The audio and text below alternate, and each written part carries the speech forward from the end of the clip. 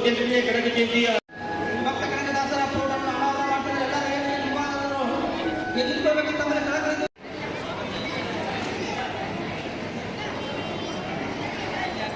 ಶ್ರೀ ಅಧ್ಯಕ್ಷ ಶ್ರೀ ಭಕ್ತ ಕನಕದಾಸರ ಸಮಾಜದ ಶ್ರೀಕುಲ ಕಾರ್ಯಕ್ರಮದಲ್ಲಿ ಸ್ವಾಗತ. ಅದೇ ರೀತಿಯಾಗಿ ಇನ್ನೂರ ಮಹನೀಯರು ಮತ್ತು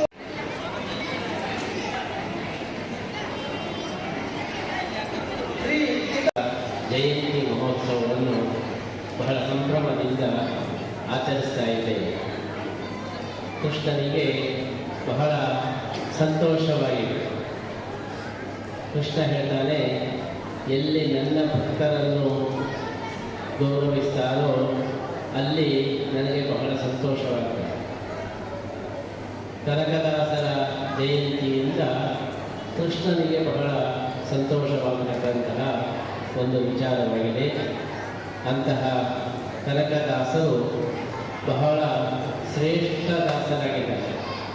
ದಾಸರೆಂದರೆ ಕನಕದಾಸರಯ್ಯ ಅಂತ ಹೇಳಬಹುದಾದಂತಹ ಶ್ರೇಷ್ಠ ದಾಸರು ಕನಕದಾಸರು.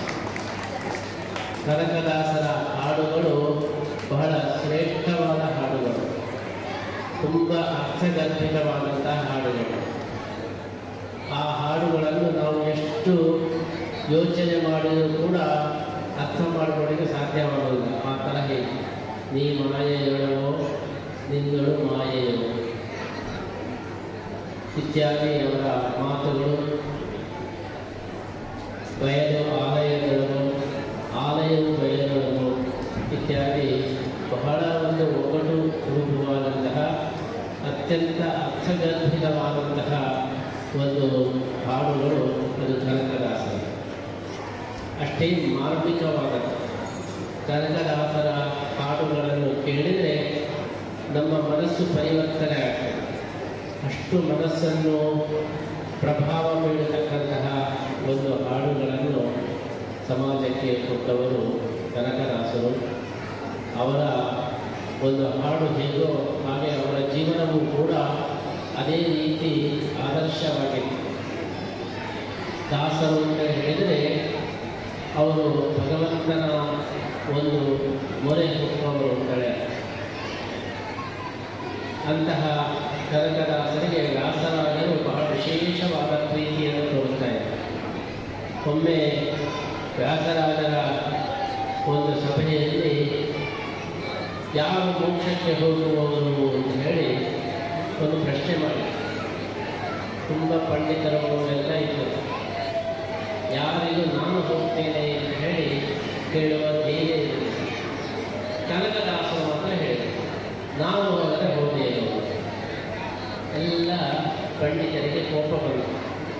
ನಾವೆಲ್ಲ ಇಷ್ಟು ಓದಿದವರು ಮೋಕ್ಷಕ್ಕೆ ಹೋಗ್ತೇವೆ ಅಂತ ಹೇಳಿದರೆ ಕನಕದಾಸರು ಮಾತ್ರ ಅಹಂಕಾರದಿಂದ ನಾನು ಹೋದರೆ ಹೋದೇನು ಅಂತೇಳಿ ಹೇಳಿ ಬಹಳ ಕೋಪದಲ್ಲಿರುವಾಗ ವ್ಯಾಸರಾಜರು ಕೇಳಿದರು, ಏನು ಅರ್ಥ ಅಂತ.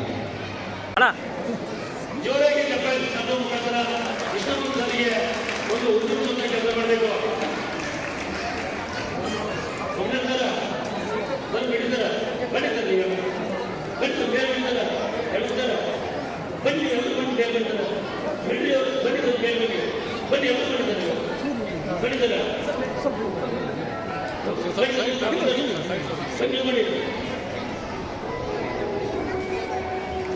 ಕನಕ ಪ್ರಶಸ್ತಿಯನ್ನು ಪಡೆದಂತ ಕಿರಿಮುಲ್ಕಿ ಕೃಷ್ಣಮೂರ್ತಿ ಸರಿಗೆ ತುಂಬ ಧನ್ಯವಾದಗಳು. ನಮ್ಮ